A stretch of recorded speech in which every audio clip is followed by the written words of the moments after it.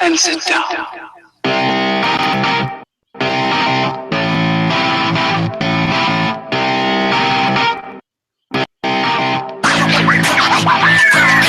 You're listening to This Atheist Life, a live online discussion where we encourage believers and non-believers to come engage in open discussion, continuous learning, skepticism, and science. We provide an opportunity to ask questions and gain a better understanding of what it means to live this life without a belief in God. Check out our website at thisatheistlife.com. Follow us on iTunes, Podbean, and Twitter, and check out our frequent live scopes on Periscope by searching for This Atheist Life. If you like what you hear and you want to donate, knowing that 100% of the money donated goes directly to charity, then head on over to warrior.stjude.org/thisatheistlife. What's up? I'm Steve Hayes. With me, as always, Dave Curry. Greetings, ladies and gentlemen. What's Let up? me switch my camera over here so it actually sees. Hi. Right. Yeah. Hello. Yeah. I had to unselect you as well. So we have. I'm excited. We have a new upgrade. Like seems like every show we're upgrading our setup more and more. Yeah. We have a soundboard now with our own custom sounds. So as we continue to do our shows, we'll be adding more sounds. Definitely clips from the show and fun, other fun clips that we found like that atheism for Earth. I want to make that my text message tone so bad. Right, a ringtone or something. I don't know. That would drive me nuts if it was my ringtone. So Atheism forever. Oh wait, hang on. Atheism forever! Atheism forever! Right? Atheism Shit, forever! Steve is calling me. Damn it. Right. Someone answer that phone, please. So yeah.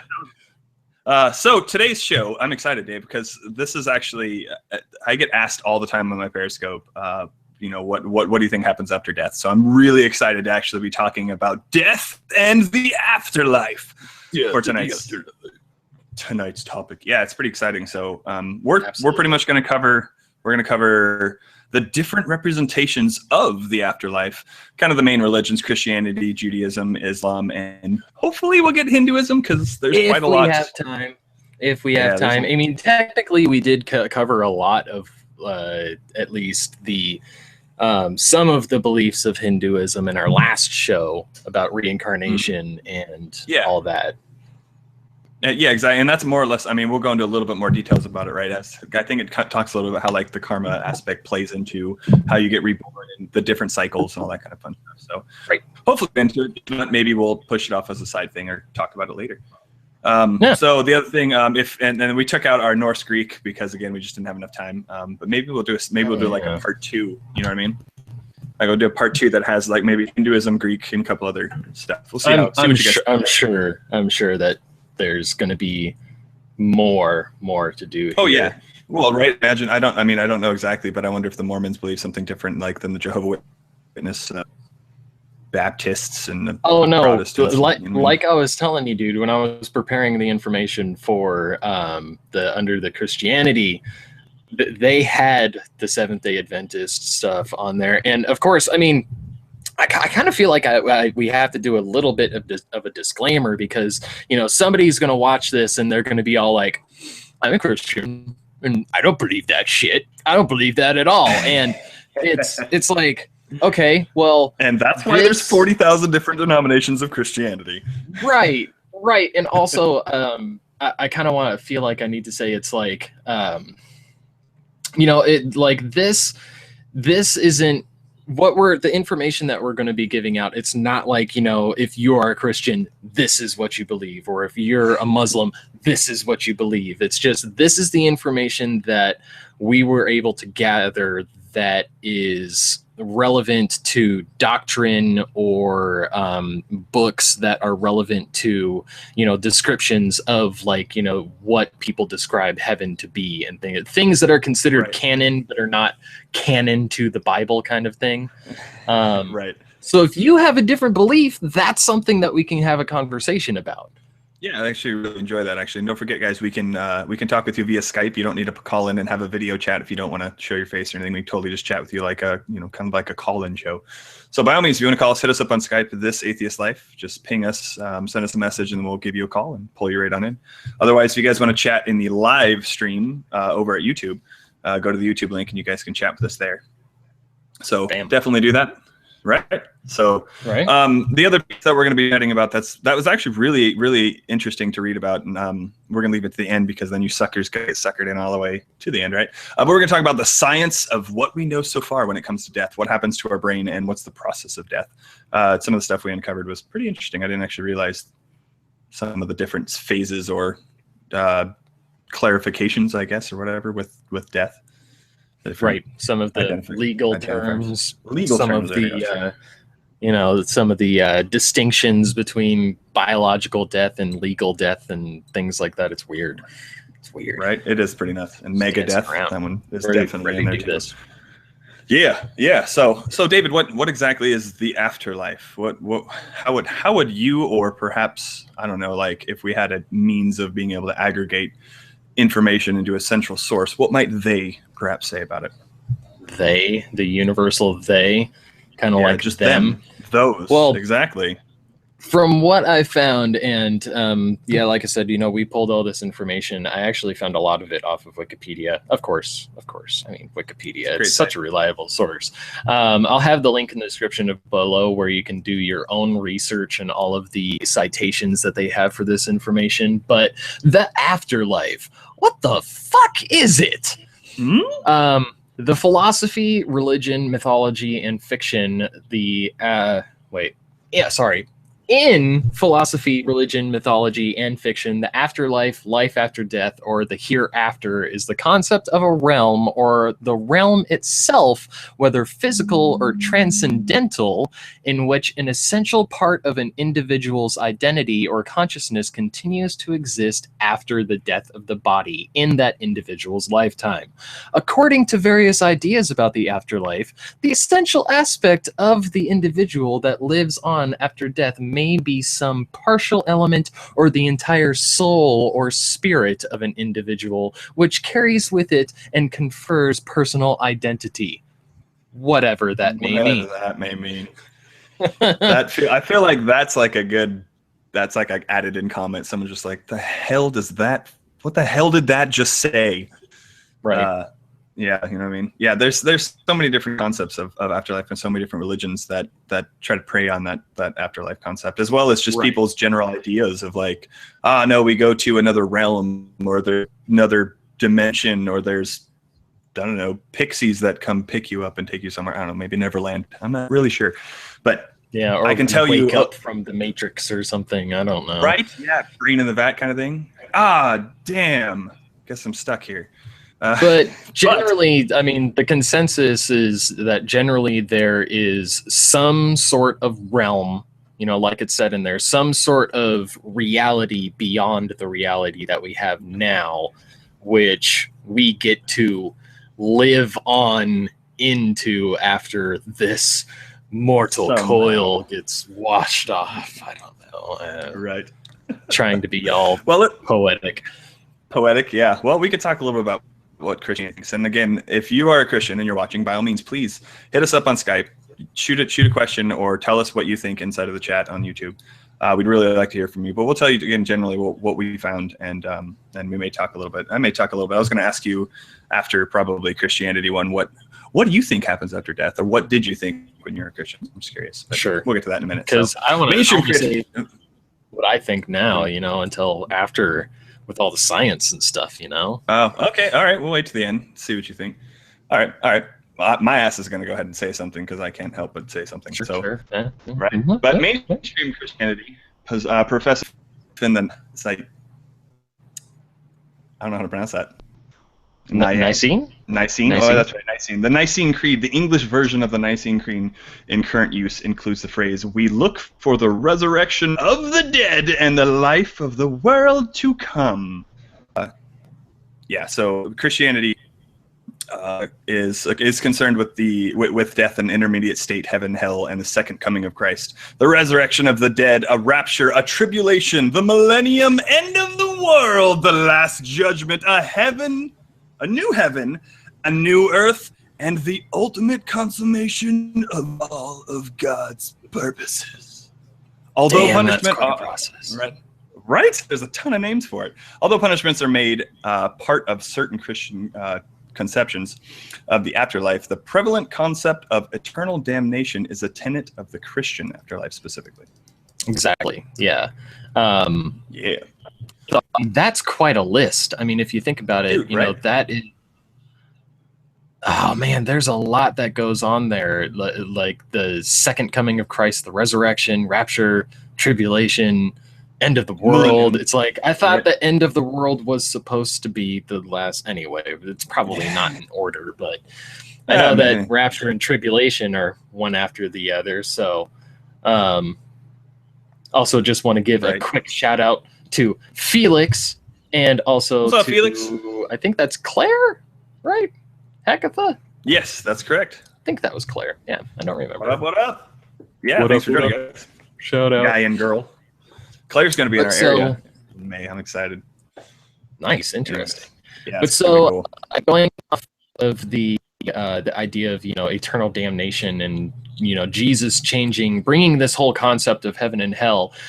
Jesus also maintained that the time would come when the dead would hear the voice of the Son of God, and all who were in the tombs would come out who have done good deeds to the resurrection of life, but those who have done wicked deeds to the resurrection of condemnation. And Jesus compared the kingdom of heaven over which he rules to a net which was thrown into the sea, gathered fish of every kind. When it was full, men drew it ashore and sat down and sorted the good into vessels and threw away the bad. So it will be at the close of the age, also known as the last day, the angels will separate the evil from the righteous and throw them into the furnace of unquenchable fire. Then the righteous will shine like the sun in the kingdom of their Father.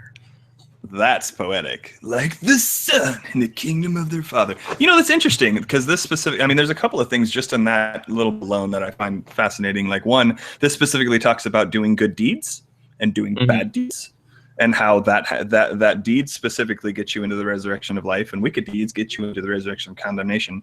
Which I was going to say condemnation, which almost kind of sounds like a fucking fun place to be. Like, yes, Condemnation. Yeah, that sounds like it should be next to the Bunny Ranch. Right, exactly. Maybe it is. Maybe that's if not, there's a store idea for you. But you know, I thought that was interesting. And then of course too, just the other piece that kind of perked my interest was, I'm sorry, the angels are going to be sorting people out. Like I thought God was going to be judging people. Like I thought it was meet the man, and he was going to tell me, you didn't believe, you dick, down you go, or something like that.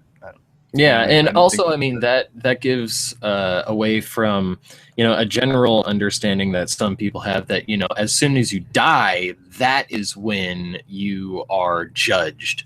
You know, like often on your periscopes, and often that you will see when you're talking to people who are like street, you know, fire and brimstone preachers who will say, you know, when you die, you will find out, you will be at the feet of God, and you will have to, you know, account for your sins. And it's like, well, from this information, Atheism forever! From this information, I mean, it sounds like that, yeah, all of the people that have died up until the point of Jesus coming back are just sitting around waiting for Jesus to show up, and that is it's going to be a long time, in my opinion. Right, but they're still waiting some 2,000 years. Still waiting. Yeah. So, anyways, that's pretty funny. But the book of Enoch, right, describes Sheol, or heaven, which is interesting that particular word comes into play, as we'll learn about Judaism in a little bit, as divided into 4 compartments or 4 types of the dead: the faithful saints who await resurrection in paradise, almost like what you're saying. The merely virtuous who await their reward. I guess that's more like it. They're like waiting. They're not in paradise. They're just like waiting. The wicked who await punishment, also just hanging out. And then the wicked who have already been punished and will not be resurrected on Judgment Day. The book of 2 Maccabees gives a clear account of the dead awaiting a future resurrection and a judgment, plus prayer and offerings for the dead to remove the burden of sin. Ooh. The author of Luke recounts the story of Lazarus and the rich man, which shows people in Hades, mind you, Say that again. People in Hades, awaiting the resurrection, either in comfort or in torment. The author of the Book of Revelation writes about God and the angels versus Satan and the demons in an epic battle at the end of times when all souls are judged. There's merely there's a mention of ghostly bodies and past prophets and transfiguration, apparently. But that whole battle sounds pretty epic, I'll be honest with you. I'm pretty stoked to see God and his angels fight Satan and the demons on Monday Night Raw or something like that. I feel like that's right. Totally. And you know that it is going to be televised for the rest of us who are stuck here after the rapture. It's going to be like Vietnam on TV all over again, you know? Exactly. Right. Yeah. But one thing that I noticed, one thing that I noticed is, after going through all of this information is that there's a lot of conditions that keep getting added on and added on and added on to, you know, like the conditions of death and whether you're going to hell or whether you're going to heaven. It's like, well, first it starts with deeds, and then it moves on to, well, you have to believe in Jesus, and then maybe you just have to, you know, follow the word of God. And then there's things where it's like, well, if, you know, you can pray away the burden of sin. Mm-hmm. So apparently after you're dead too, I guess. Right. Or, you know, that's also, it's like, you know, like we could pray for people to have their burden removed, and shit like that. And it's also convenient. Right. And it keeps reiterating. It's like, well, if these people are going to be judged on the final days, then why are there people in hell to begin with? Maybe they're not. Maybe people just don't have the right interpretation. Mm-hmm. Well, of course not. Speaking of interpretation, Preston Neal says, "Sup guys? When I was a Christian as a kid, I thought you just had to accept Jesus to go to heaven." Interesting you say that, because that's actually what I've heard. I've heard that, you know, like Dave was saying, the good deeds. I've heard a bunch of different things. I think when I was a kid, it was more the good deeds and following what, you know, what quote unquote I thought God wanted. So you're like, you know, don't touch my pee-pee, and, you know, no looking at people lustfully, and be good, sit in church, don't be a loud ass or something. I don't, you know what I mean? I don't. Right. And I mean, like, sit down and study. Yeah. And I mean, there were a couple of things from, you know, from my perspective, you know, like the Catholic end of things, because Episcopalians, they are basically Catholics. You know, Catholicism, they have confession. Jeez, man, I couldn't even do that. And they also have, oh man, I can't even fucking think of it. You can't remember. That's good. Communion. That's a good thing. You're slowly letting That's right. Yes, I know. I'm slowly forgetting all of it. They have communion and confession and things like that, and also the belief that, you know, Jesus is their Lord and Savior. And it's like, okay, so those, and being a good person, obviously, of course, and accepting Jesus as your Lord and Savior, like those are the qualifications. And it's like, was it the Holy Trinity? Baptism as well. Jesus? Baptism as well is another part. Of course, yeah. And it's like, right, you got to be baptized. Yeah. This is what I'm saying. Condition after condition after condition after condition, that some people don't believe this condition. Yeah. But to keep going with the information we gathered, during the Age of Enlightenment, theologians and philosophers presented various philosophies and beliefs. A notable example is Emanuel Swedenborg, who wrote some 18 theological works which describe in detail the nature of the afterlife according to his claimed spiritual experiences. Ooh. The most famous of which is Heaven and Hell. His report of life there covers a wide range of topics such as marriage in heaven, where all angels are married; children in heaven, where they are raised by angel parents; time and space in heaven, which there is none; the after-death awakening process of the world of spirits; which is basically purgatory, a halfway between heaven and hell, where people first wake up after death. That's basically the concept of purgatory there. The allowance of free will choice between heaven or hell, as opposed to being sent to either one by God. The eternity of hell, where one could leave but would never want to, which kind of negates the idea of free will, and that all angels or devils were once people on Earth. So this goes back to an idea that part, I really like that part, because that goes back to a concept that I had a long time ago where it was like, wait a second. So if Satan is evil and only bad people go into hell, and you're a really, really, really, really bad person, why would Satan want to torture you? Wouldn't he, like, give you a high five and a trophy when you enter into he's hell? He's supposed to be bad, right? Yeah, exactly. Yeah, exactly. Why would he torture you? You guys are all homies, right? You guys are all like, you're doing his will. I mean, essentially, right? So, I mean, same kind of concept as an atheist, right? We're non-believers, therefore, since we don't believe and don't do anything Christian-related in terms of, you know, go Jesus and team Jesus or whatever, so that's not going to happen. We're going to be sent to hell. Satan's going to be like, dude, you guys were atheist activists. You guys did a show that helped push people to my motherfucking realm. Come hang out over here with me in the big chair. Like, I find it very hard to believe that he's going to be all pissed off. Like, you upset God. And because I care so much about what that guy thinks that I'm going to torture you. Felix in the live YouTube chat, everybody says that he should do shots with us, which it's like, if I'm going to hell, I'm in the tequila. Right. I want some hooker blow, a hooker and some blow. Claire also made the mention that she thinks that her baptism sticks, which is something that I was under the impression also sticks. Like, that's something that I was told as well. So like, when you say stick, you mean, what do you mean? That regardless, if you were baptized, like, even if you don't follow the faith, if you were baptized, it's basically like a free pass into heaven kind of thing. Was Hitler baptized? Just curious, you know? He was a practicing Catholic. I know as a Catholic, irrespective. I'm just curious, because, like, I wonder if, like, you know, like, other people who were killers kind of thing, and maybe who didn't, like, I mean, Hitler, he did the repenting thing, and right, but, like, maybe there's somebody who didn't, like, does God just be like, man, you killed a lot of people, but you know what, we dumped some water in your baby when you had no idea what was going on, so you could, and that just seems kind of weird. I don't know. Which the next part is actually just makes it even weirder.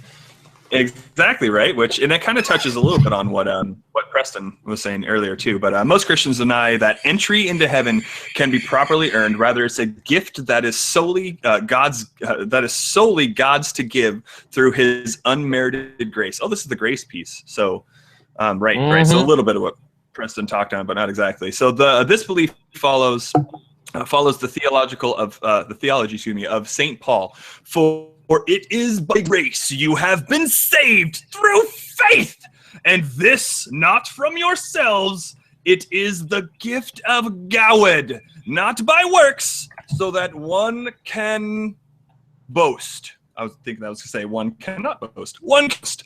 What is that? Augustinian? The Augustinian, Thomist, Lutheran, and Calvinist theological traditions all emphasize the necessity of God's undeserved grace for salvation, and the so-called Pelagism, right? Pelagism, which would make men earn salvation through good works, right? Pelagianism, Pelagism, I don't know, whatever. Anyways, to make men through good works. But not all Christian sects accept this doctrine, leading to many controversies on grace and free will and the idea of predestination, right? That whole concept we were just talking about. In particular, belief that heaven is a reward for good behavior is a common folk belief in Christian societies, even among members of churches which reject that belief. So, kind of like you're talking about, you know, when you hear a lot of people like, God has a plan. So that plan could potentially come into whole God's grace, and that's how you come into play. Or it could be God's plan, and you know, essentially, and based on the deeds that you do, you get into heaven or not. So that comes into play. But then the whole planning, just the plan alone completely negates free will. Because if he has a plan, then you don't have free will because it's already predestined, if you will. He's already deciding what's going to happen, or he already knows. Exactly. Yeah, it really It's does a whole bring cluster there. predestination and free will. And man, if this doesn't prove that the Bible and holy books are contradictory, I don't know what does. But maybe this will help clear up a few things. This last batch of information we have here. So, some Christian believers have come to downplay the punishment of hell. Universalists teach that salvation is for all. Jehovah's Witnesses and Seventh-day Adventists, though they have among the strictest rules on how to conduct their lives, teach that sinners are destroyed rather than tortured forever. John 3:16 says that only those that accept Jesus will be given eternal life. So the people that do not accept them cannot burn in hell for eternity because Jesus has not given them eternal life. Instead, it says they will perish. Latter-day Saints believe. Yeah, Latter-day Saints believe that the soul existed before earth life and will exist in the hereafter. Angels are either spirits that have not yet come to earth to experience their morality, or spirits or resurrected beings that have already passed through morality and will do the will of God. And then the Catholic conception of afterlife teaches that after the body dies, the soul is judged, the righteous and free of sin enter heaven. However, those who die in unrepented moral sin go to hell. And again, in the 90s, the Catholic Church defined hell as not punishment imposed on the sinner, but rather as the sinner's self-exclusion from God. Which sounds pretty good to me, because that dude's an asshole. I don't really want to hang out with what the Bible describes or depicts the God as. I'm cool. That guy's a dick. I don't really want to chill with that dude. But so then that's all a mix of basically what we were talking about here. How, like some denominations believe that, there's salvation for all, and some believe that, you'll just be destroyed instead of tortured. And then there's the idea of purgatory and crazy Catholics. That whole being destroyed piece, that's really interesting. I mean, it makes sense when they said that, obviously, that you won't be going to a hell, because it says you're going to burn for all eternity, which means you get eternal life, which that's obviously not. Jesus said you have to believe in me in order to get eternal life. So that kind of makes sense. I thought that was a really interesting point, on how they kind of put those two and two together, that, you're just destroyed, which at that point, I mean, again, so if you're not being tortured, then there's really, if you will, no negative to dying and going to hell, if you will. It's just like as if you were there before you were born. So you're in the same place you were before you were born. When you die and go to quote unquote, well, not even hell, you're just destroyed. You just go back to wherever you were. You go to nothing. You were at a place. You go to nothingness or whatever, right? Whatever the case may be there. So, and then the Catholic concept of just being, a self-exclusion from God. So I guess, supposedly, that, because if you think about it, if the greatest reward is to be in heaven with God, then of course the greatest punishment is to be excluded from God's presence. So it is a type of personal hell in a way. I don't know, it sounds fucking phenomenal to me, if you ask me. But the unrepentant atheist says, we were all predestined to be atheist? Why try to convert then? Or is that part of the plan too? Yeah, right. That's a really interesting point. I mean, well, there's obviously some stuff in the Bible that says to go out and, spout your Christianity and try to convert people, bring people to God. But that's a really good point there, unrepentant atheist, is that if that's the case, if you believe that we're all predestined, there's nothing you can necessarily do about it. Why do you not just keep to yourself? Like, why do you, why then go out and proselytize? Why do anything with your religion specifically? I mean, if you're predestined and people are whoever it is that God decided they're going to be, who are you to necessarily question God? Yeah, and then also, predestination, I can understand why a lot of people have a problem with predestination, because it gets rid of the idea of free will, because that also, it fucks up their Jesus story as well, because it's like, if God had a plan and he predestined everything, then excuse me, then weren't the Romans just going by God's plan? Yeah, exactly. Like, did they have were they actually enacting their free will? Did the Jews, were they all part of their plan? Yeah, did they have their own free will, or was it just part of their plan to be punished in that way, and for the Romans to act in such a way and to fuck everything up? Right. Well, especially those, you got to think too, when you talk about, the whole free will concept that you brought up, are they acting according to God's plan? The ones who actually, quote unquote, killed Jesus, stabbed him and all that kind of stuff, did they go to hell? Were they punished for what it is that they did? Because technically they were just doing what God wanted them to do. So would he actually punish them for doing what it is? Right? I mean, right. Yeah. So I'll tell you a little bit about what I believed.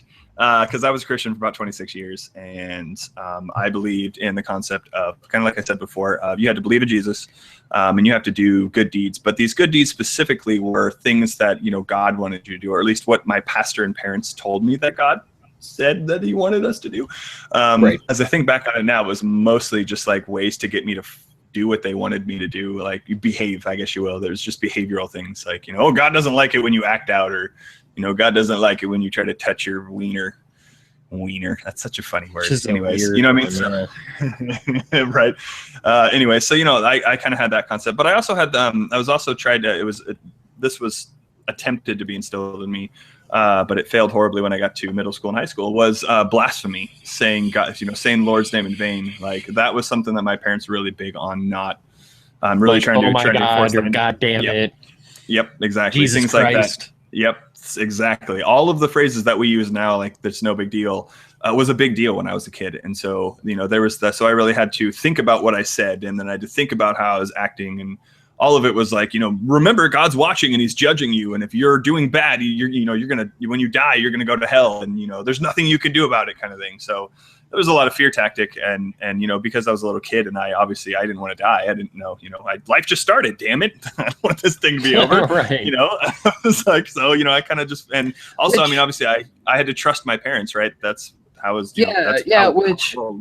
Into that, so and I mean, if you think about it, it's really mean to try and do to try and instill that kind of belief into children, because I mean, already there is, every human goes through the fear of death. It's an inevitable thing that happens. It's something that we all are going to have to deal with and go through. Yep.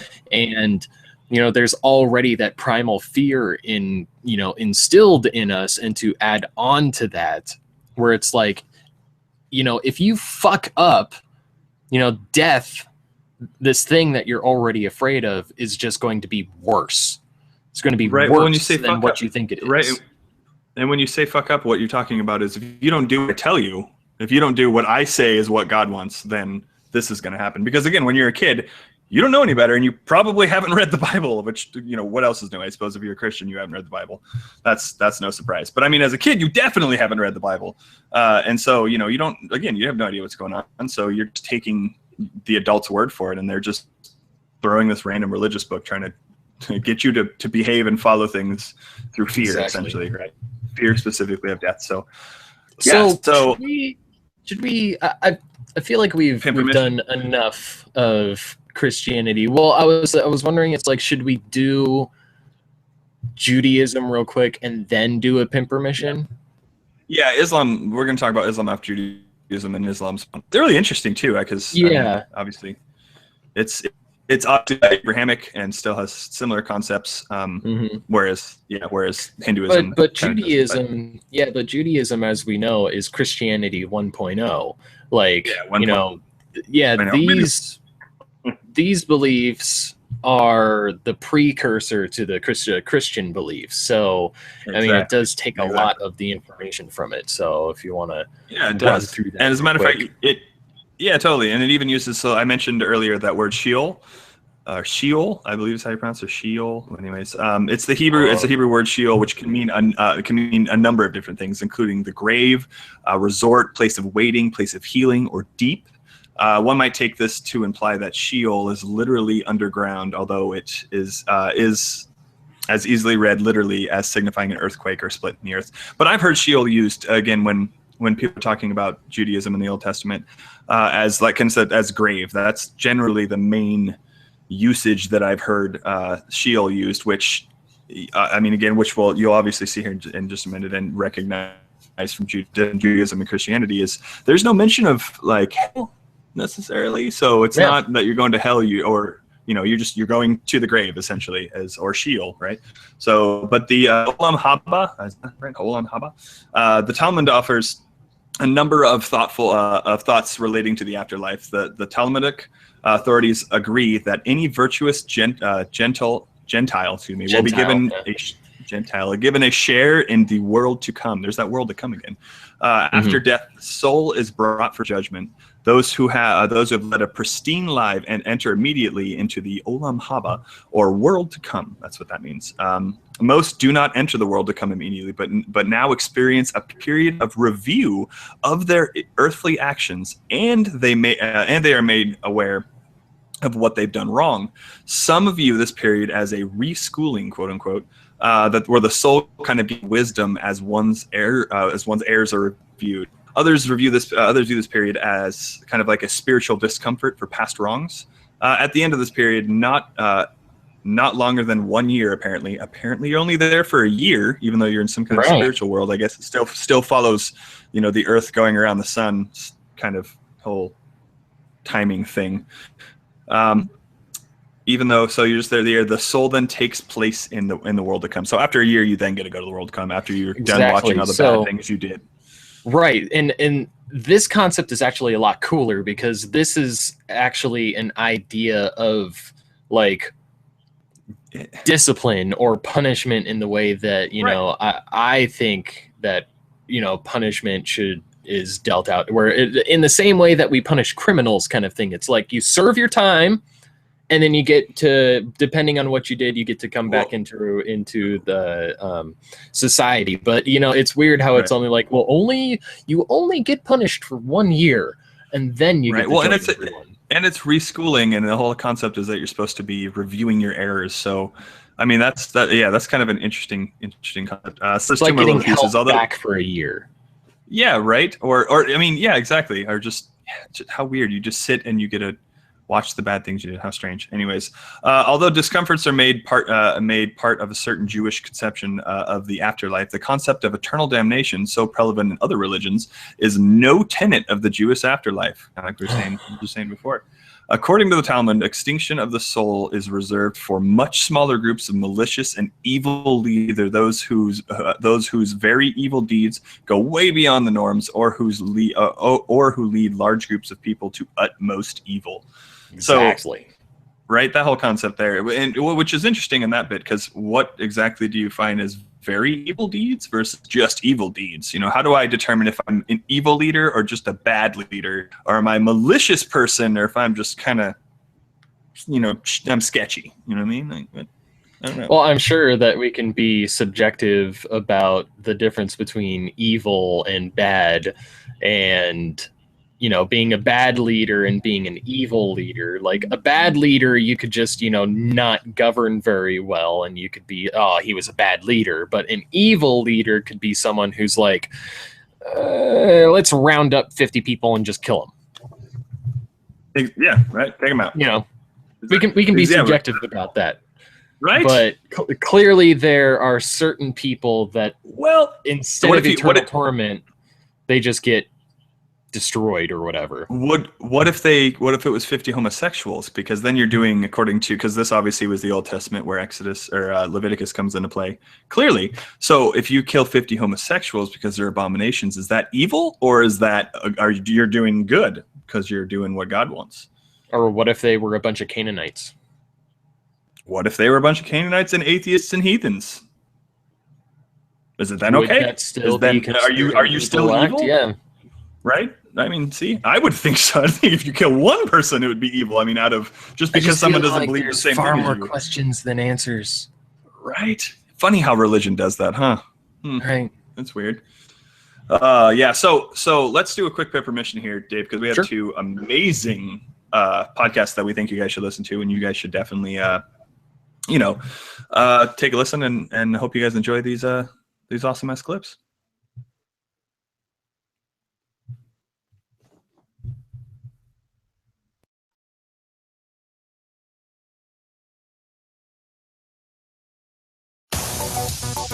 Hi, my name's Callie. And I'm Ari.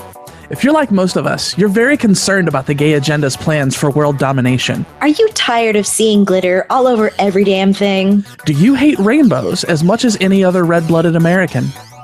Then we have the answer for all your baseless fears and unjustified paranoia. Presented exclusively on Secular Media Network, the Atheist Manifesto is your source for news, commentary, discussion, and debate at the intersection of the atheist movement and the LGBT rights movement. You can find us on Spreaker, iTunes, and at atheistmanifesto.secularmediagroup.com. If you're not ready to get in line for your mandatory gay marriage and you're terrified of short-haired women in pantsuits, come have a listen and get up to date on their plans. You'll be glad you did.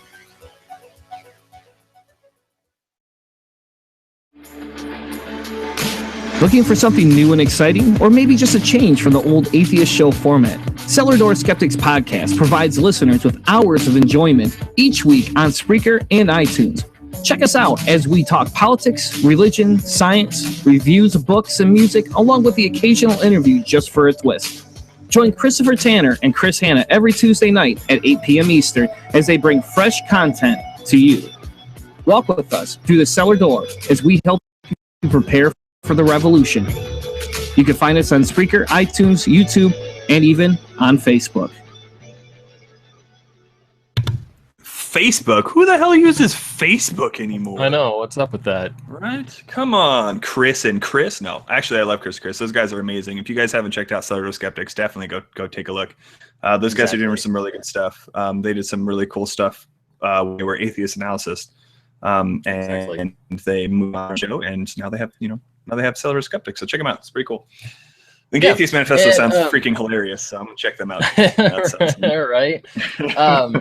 And also, I mean, just want to say real quick that, like we always say, we within the community, we want to help others in the community who are trying to inform others about atheism. And so if you know of a podcast that you want us to feature, hit us up at show@thisatheistlife.com. And if you have a podcast that you want us to feature, or a blog, or something that you want us to feature, send us your information and we'll be happy to do that during our Pimpermissions. Yeah, hell, as a matter of fact, I'll even go one step further and say, if you want to come on and chat about your show for a couple of minutes, get on Skype, hit us up. We're happy to have you come chat about us, and you can tell us about us, tell everyone about it live. If you can't any way that we can get you guys out there. Yeah, if you can't tell, we really, really, really want to try this Skype thing. I really do. Can someone call in? Come on, Claire, you know you want to. Come on, hit us up on Skype. Or Felix, hit us up on Skype, man. I really want to try this out, see how well it works. So anyways.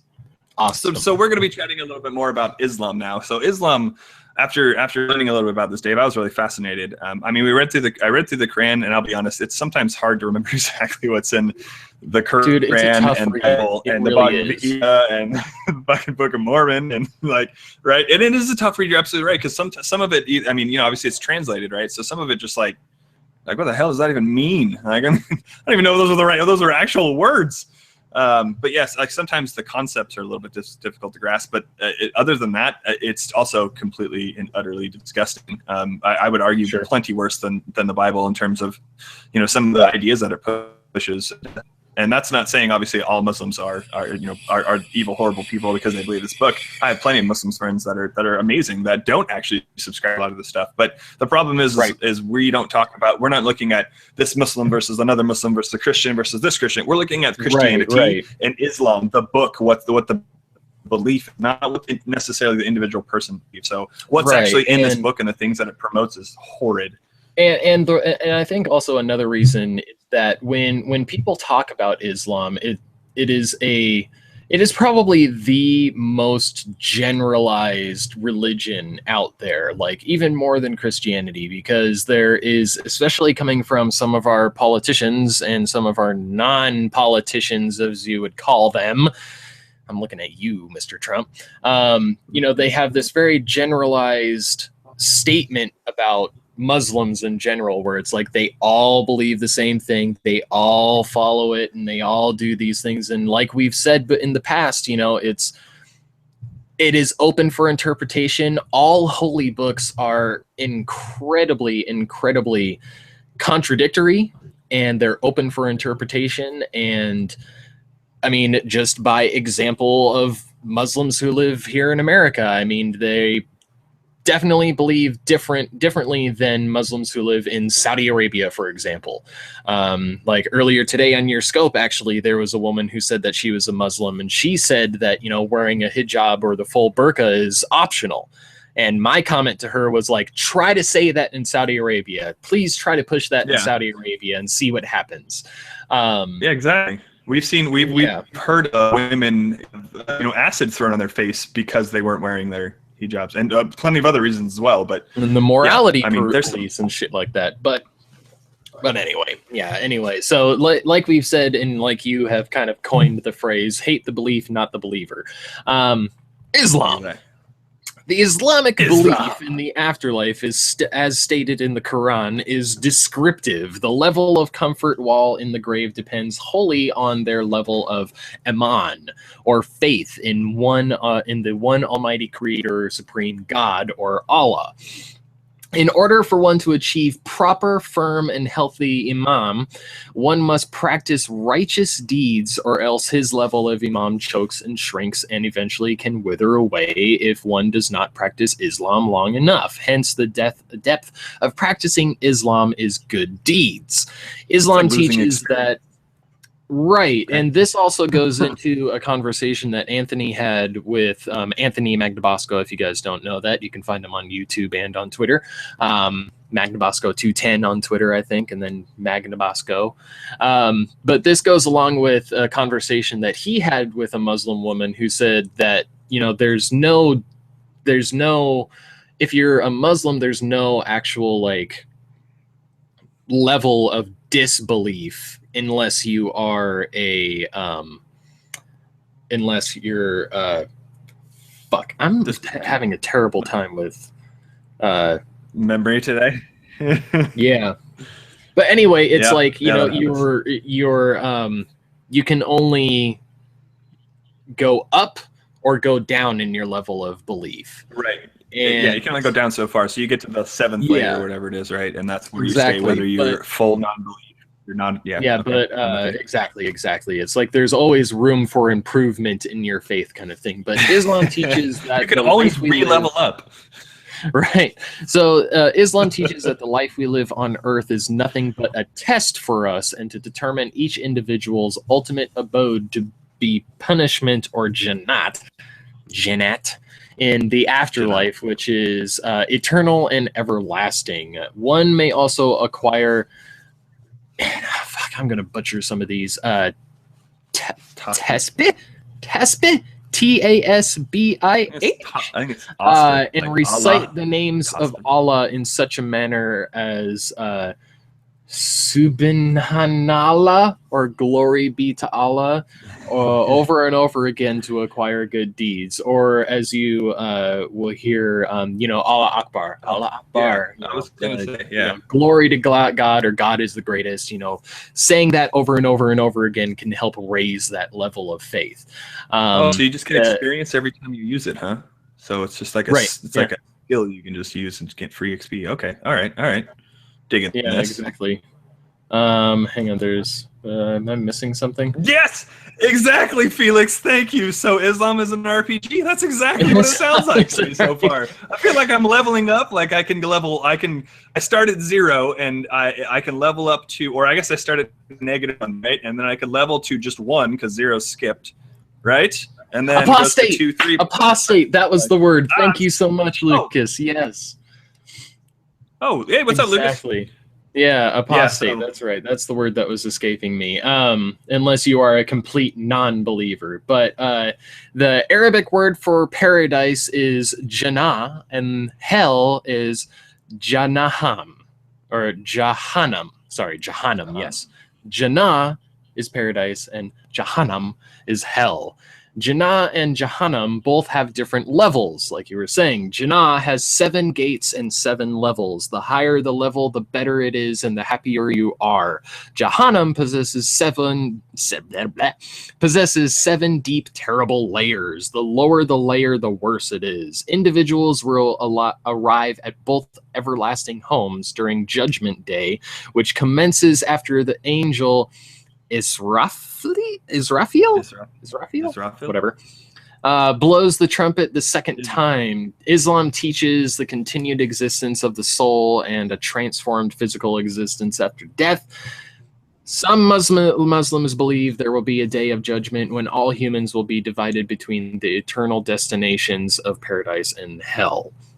So that the 7 layers is kind of where you're getting into it, where it's like, which one of those layers has all of those virgins that you're supposed to get? Right. Does it progressively go up? Like at level 1, you get like 4. You know, in level 2, you get maybe like 12. You know, they kind of bump it up a little bit. So it's not necessarily double every time, but level 3, you're gonna have to maybe get like 20, 26, maybe. I don't know. It's a fun number. Yeah, that's and then of course going down, like do you get obviously it's worse and worse, but how exactly would you say it's I wonder how it would be worse and worse. Like what exactly is the concept? Because with Christianity we hear about like lake of fire and burning and torture, but there's like that's it, lake, fire, burning, torture, right? Whole one shebang. Whereas this you get different 7 layers. So like is one like some like level 1, some guys like poking you a whole bunch, just keeps like poking you over and over. You're like, dude, knock it off. I'm sick of this. This concept also reminds me of non-canon doctrine for Christianity, which is Dante's Inferno, which has the 7 layers of hell, where it's like 1 is for each of the 7 deadly sins. Wasn't that a Catholic thing? Didn't Catholics think like have some kind of layered system, or was that just purgatory or limbo? The whole limbo and kids and the different levels of limbo and purgatory, those are basically the same concepts. Kind of levels? This kind of reminds me of the same concept of the Dante's Inferno, where it's the further down you go, the worse and worse and worse and worse it gets. Yeah, that's interesting. Fun stuff. More. Oh, excuse me, right? More. So. Yeah, a central doctrine of the Quran is the last day on which the world will be destroyed and Allah will raise all people and jinn, keep that in mind, jinn, from the dead, genies, baby, from the dead to be judged. The last day is also called the day of standing up, the day of separation, the day of reckoning, day of awakening, day of judgment, the encompassing day, or the hour. Interesting.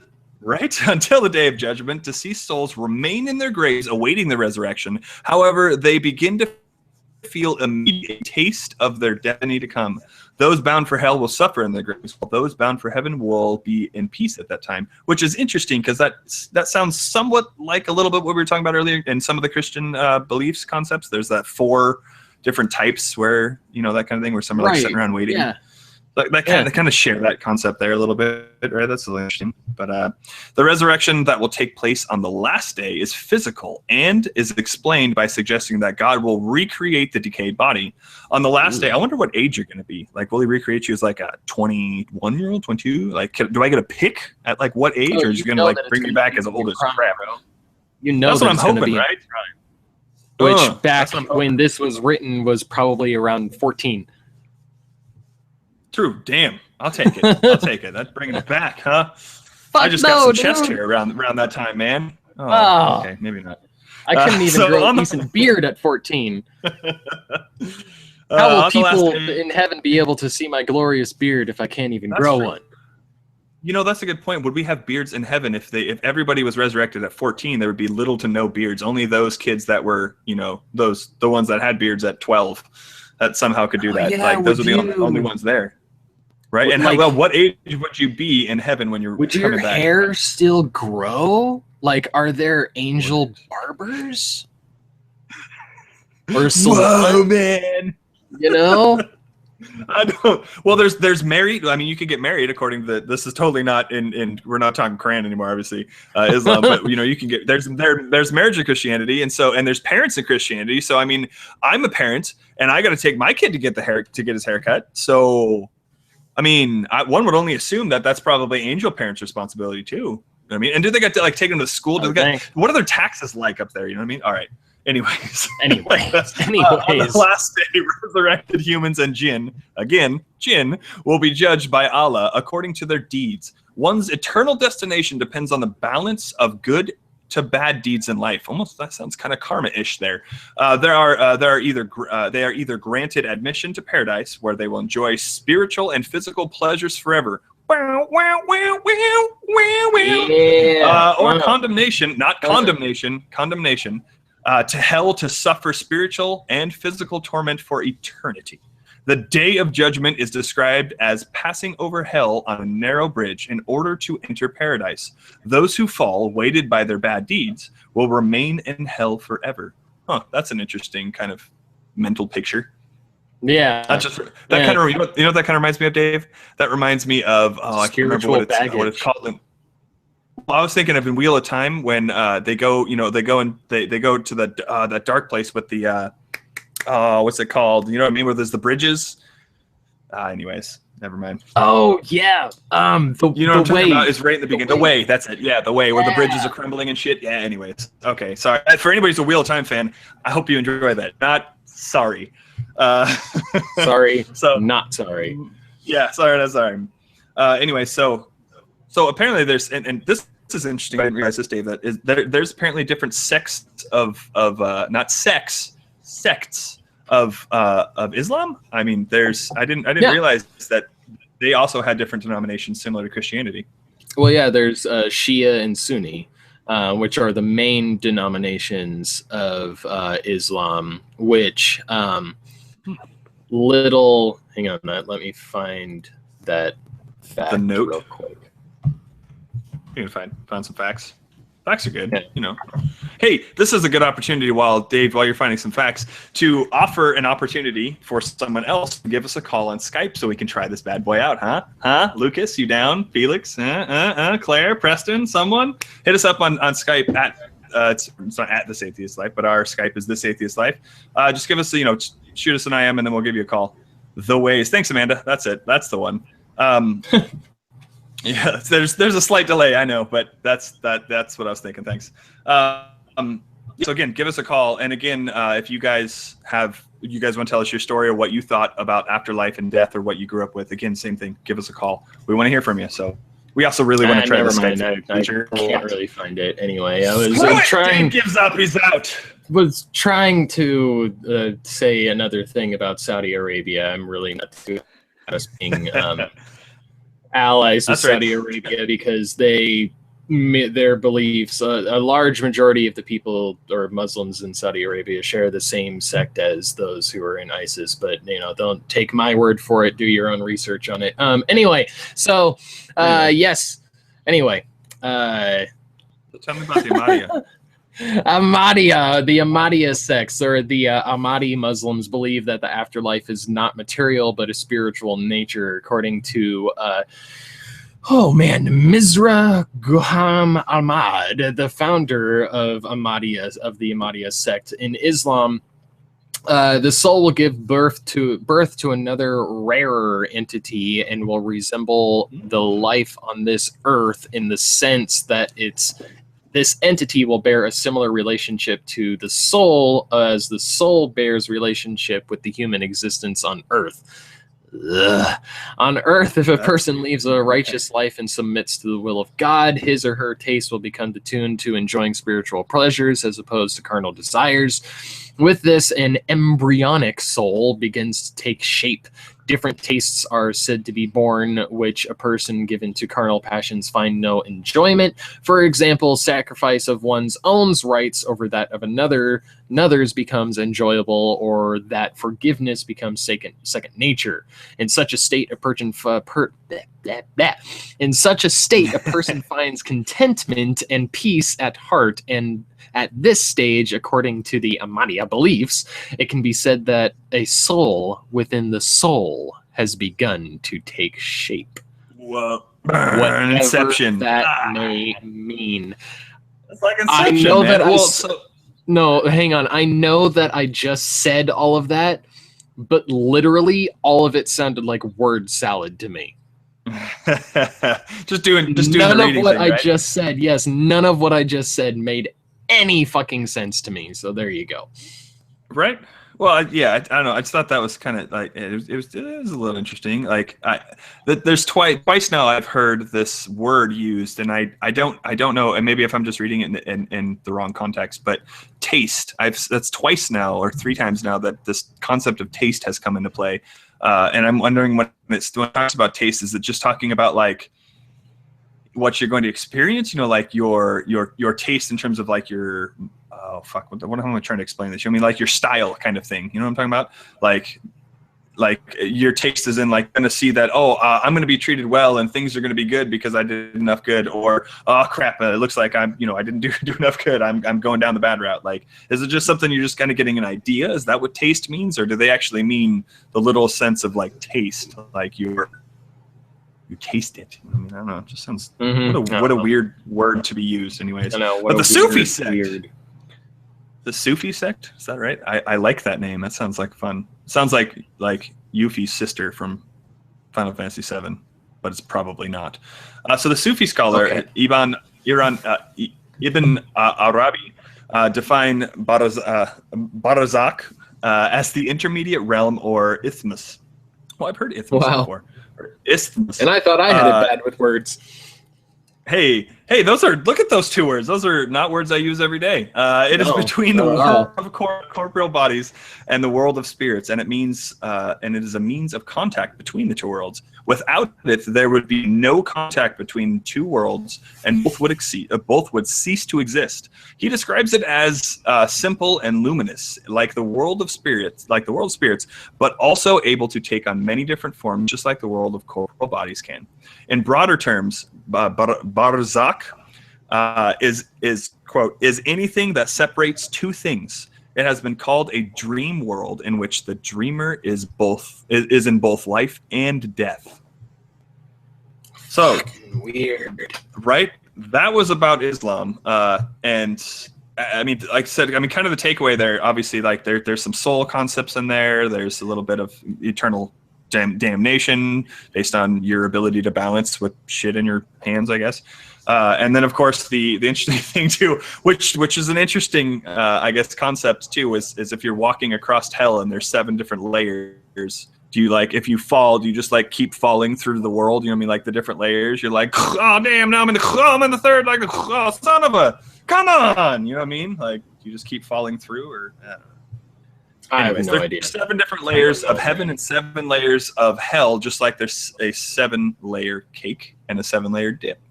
So, right? Mm-hmm. Yeah. So it is 9, and we definitely at least want to talk about the sciences. So we're going to skip Hinduism because, again, we kind of talked a little bit about it. And if you want to read actually more about Hinduism, I'm doing this right now, and I recommend that you guys take a look, obviously, because as atheists, I think it's important that we learn about other religions, because it gives us an opportunity to have an honest conversation, because we've at least read their book. Check out the Bhagavad Gita. I'm reading it right now. It's about Lord Krishna and has a lot to do about the life and just kind of the like souls and reincarnation and coming back in different and when you get to come back, and things called like the mashaka or maska and things of that nature. So I don't know, just it's a really fascinating concept of the afterlife, and it's a little bit different, although it does share some similarities with these other religions. Surprise, surprise. It does have a little bit different concept than the Abrahamic religion, so it's kind of a refreshing read in terms of the afterlife, if you will. But totally. Dave, let's talk about the science behind death, because when we were learning about this, it was freaking fascinating, and I think that everybody here is freaking excited to learn about the science of death. And so, I mean, oh man, I mean, after listening to all of that, I mean, really, damn, it's like, okay, Right. what kind of fucking evidence can you actually have for any of those beliefs? I mean, Right. how do you actually fucking demonstrate that shit? But anyway, Yeah. as we know, I mean, the scientific community demands much higher skepticism for this other than, hey, it's in a book. We like to test these kinds of things. And regarding the belief in the community of consciousness after death, there's the mind-body problem, which most neuroscientists take a physicalist position in order... Physicalist? Sure, physicalist. According to which consciousness derives from and/or is reducible to physical phenomena such as neurological activity occurring in the brain. The implication of this premise is that once the brain stops functioning at brain death, consciousness fails to survive and ceases to exist. Which, so far, that's the only thing we have evidence for. So Exactly. It kind of seems to me like the most reasonable position to continue to investigate, obviously. But the whole thing there, and that's I mean, the brain death you mentioned. I'm going to tell you a little bit about this. So this was something we were talking about earlier about the different types of death, I suppose, or the different medical terms, and how you can differentiate between what stage of death you're in. I guess, right? So brain death is the complete and irreversible loss of brain function, including involuntary activity necessary to sustain life. Brain death is one like of two ways, or your lungs functioning. Right. Brain death is one of two ways of determinations of death, according to the Uniform Determination. Uniform Determination You're doing it now. Death Act. Woo! Of the United States. The other way of determining death being irreversible cessation of certain function. So just like you said, Dave. Heartbeat and lungs not really working. It differs from persistent vegetative state in which some atomic functions remain. So obviously you've heard of the term which vegetative state. You've heard the term of being in a vegetative state of just people like in comas and things, right? People just can't. The biggest example would be that woman who it was like national news a while ago, where she was the only reason that she was alive is because she was hooked up to machines. Right, and exactly. It's like there's no brain activity, and the only reason that she is still functioning is like her body is still functioning, but we are keeping her alive. And once you take her off those which, as a matter of machines, fact, there's a specific legal term for that as well that we go into here in just a few minutes. Right. The brain death is used as an indicator of legal death in many jurisdictions, but it is defined inconsistently. Various parts of the brain may keep living when others die, and the term brain death has been used to refer to various combinations. For example, although a major medical dictionary says that brain death is synonymous with cerebral death, or death of the cerebellum, the U.S. National Library of Medicine medical subject headings system defines brain death as including the brain stem. The distinctions are important. For example, in someone with a dead cerebellum but a living brain stem, the heartbeat and cerebellum. Close I don't know enough. if those are two It's the same thing. I'm not a brain surgeon. Your brain is dead, but your brain One part of your brain still lives. Your heartbeat and your ventilation, your lungs can continue unaided, whereas in whole brain death, which includes the brain stem, only life support equipment would keep those functions going, like I was just saying. So there are situations in which there can be no brain activity, nothing's going on up there, but for some reason your brain stem is still active, which controls your nervous system. And so your heart can still be pumping, your lungs can still be working, you can still be breathing, but there's nothing going on up there. Exactly. And the diagnosis of brain death needs to be rigorous in order to be certain that the condition is irreversible. Legal criteria vary, but in general, they require neurological examinations by at least 2 independent physicians.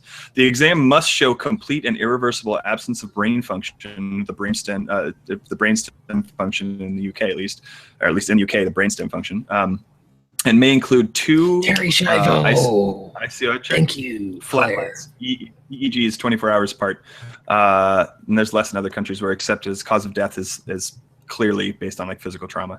Right. The patient should have a normal temperature and free of drugs that can suppress brain activity if the diagnosis is to be made on an EEG criteria. So right. That's a little bit of information for you. Right, exactly. And SB2 flatlines within 24 hours, like I was saying. And not only that, but it seems like you also have to have 2 independent physicians confirm that in fact you're dead. So yeah, these are things that I didn't actually know. It's like, you always see in like shows and Hollywood movies, whatever. It's like, once you get that flat line, people are like, time of death, 9-10 p.m. kind of thing, right. And there was another, going on to the, what we were saying there with like clear physical trauma, or there's also natural death or biological death, which I didn't put in here, which is just very simple to explain. When you die of natural causes, when you die in your sleep, or when you have like I don't think that a brain aneurysm would count, but when you just die, when you're just old and your body shuts down, right? I would assume, but parts of your brain then at this point, right? Kind of like you're saying, like the brain death, or even the the cerebrum maybe shut down or something like that. Like something could be the cause, right? Something like that. So yeah. So Dave, you said that you were going to tell us after we talked about the sciences what your belief was. So this is an opportunity I want to shout out to everybody still watching. If you guys now want to try to give us a call on Skype and tell us what you believed when you were a believer, or what you may believe of life after death, now would be an awesome time to hit us up on Skype at This Atheist Life. Damn. Come on! So tell us, Dave, what do you think? I was just thinking that we could really just kind of give a summary at this point after going over all of that information, and to kind of answer your question, of course, a little bit of what you were saying, when I was a believer, I believed in the same thing, where it was like, when you die, you go to heaven and you see all of your relatives, and your grandpa's going to be there, and your dog's going to be, well, not your dog, whatever, but you know what I mean? It's like, that movie was bullshit and terrifying, by the way. That is actually like, that's a movie where it's like, damn, my parents allowed me to watch this movie. But I mean, to kind of summarize everything, after listening and reading and finding out all of this information, it really makes you think, where it's like, damn, how can you fucking confirm all of this? And like we said in the beginning, not all Christians believe this, not all Muslims believe this, not all Jews believe this, and I'm sure that there's other Hindus out there who don't believe the information that we would have talked about if we had time for that. But regardless of all of that, we have evidence in our reality that shows what happens when a living organism dies, and everything that we have observed as a living organism goes through this process, or a process like it. To me, my concept that I have now is, when we die, we die. There's nothing. It ceases to exist. And, because I'm agnostic, I don't know for sure whether or not there is an afterlife, or if there isn't. Right. And I think that we've also agreed on this and talked about this before, where it's like, if the information that we have right now is brain death, nothing happens when you die. You die. where do all the calculators go? They just die. If there is an afterlife, bonus. Think about it. Bonus. Cool. Awesome. Well, but I'm not going. You're in the right spot, right? Right, but still, even that, it's like, how can you really confirm exactly what happens when we die? When we die, we can't. Yeah. But there's no way for us to really know that. And so, if there is an afterlife, bonus. But I'm not going to live my life worrying about whether or not there is an afterlife. Exactly. Yeah. It's just like I kind of say on the Scopes all the time. Another one of my favorite phrases of the concept of believing in an afterlife cheapens this life, and that without the belief in an afterlife makes this life infinitely more valuable. And that alone, that really hits deep for me. And I don't think I was the first one to say it. I don't even remember where I found that at, but it was probably Matt Dillahunty. Would not surprise me if he said that.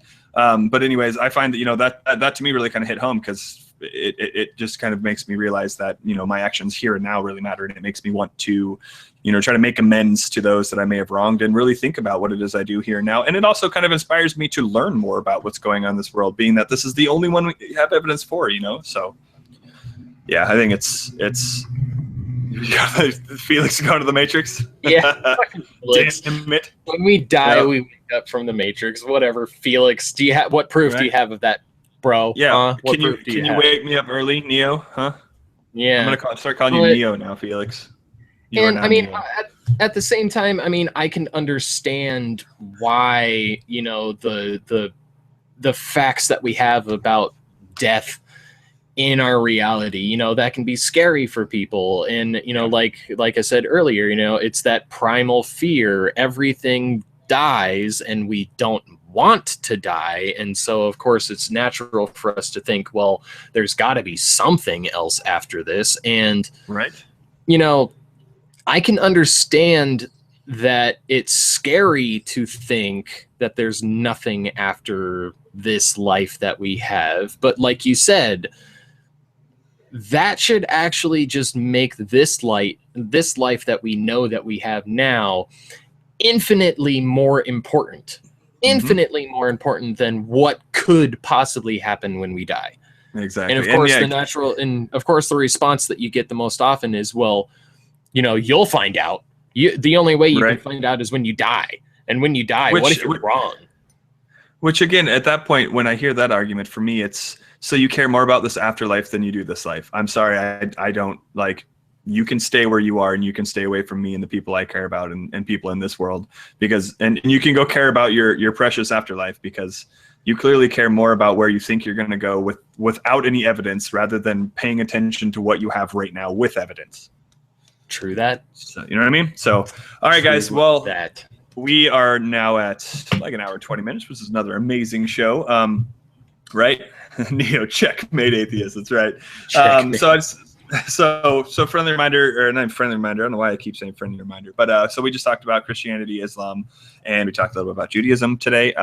And I want to remind everybody to go check out warrior.stjude.org/thisatheistlife. Dave and I are going to be doing it's a mud run, right? Or it's a one of those tough mudders kind of thing. We're going to be recording a thing on July 16th, I believe. Yeah, that's right. I think 16th, 19th, 16th, somewhere in there. And all of the money that gets generated goes to the St. Jude's Children Hospital. So, help us generate some money with under the name with atheist in it, because there's not a lot of people that get to see that atheists do good things. And again, we're not taking any of this money, and we're going to be donating obviously as much money as we can ourselves. So, try to, come help us show that atheists aren't evil horrible human beings or devil monsters. Help us help that kid. And help show that we care about this world and the people in this world in it here and now. So awesome. Thanks, Dave, for everything that you did. Thank you, everybody, for joining and asking questions and chatting with us. Really appreciate it. And do it. Our next show should be on the 23rd, and also Just a reminder for anybody that could possibly be watching the live stream who is not in the United States. Daylight savings time does begin Sunday, March 13th at 2 a.m. So we're going to be setting our clocks forward an hour. So instead of starting at, yeah, I know. So technically, if you were watching us at 8 p.m. Pacific time, whatever time that is relative to you in the world, it's going to be an hour later when we actually start. Technically, exactly. I don't know. So maybe in 2 weeks. I know that in Australia you technically gain a day or lose a day or something. So maybe it's like a 25 hours or 23 hours. I have no fucking idea. That's just trippy, right? Anyways, just pay attention to our Twitter. We'll post out when the next show is going to be and a link to it, and you guys can save it inside your calendars. And again, guys, please check us out at Twitter at This Atheist Life. Make sure you follow us there. Follow us on Periscope, also at This Atheist Life. And soon we're going to be pushing up all these shows that we've done, and we're going to be pushing them up to iTunes and Podbean and Stitcher. So yeah, please do come. Definitely Skype with us next time, Felix. That'd be awesome. We really want to test it out, but more than just testing it out, we really want to hear from you guys. That's things that we really want to try to promote, is talking with everyday people that are atheists. So yeah. So I mean, with that, let's all join hands in prayer. No, I'm just kidding. Let's not fucking do that. How about you? Have a godless night.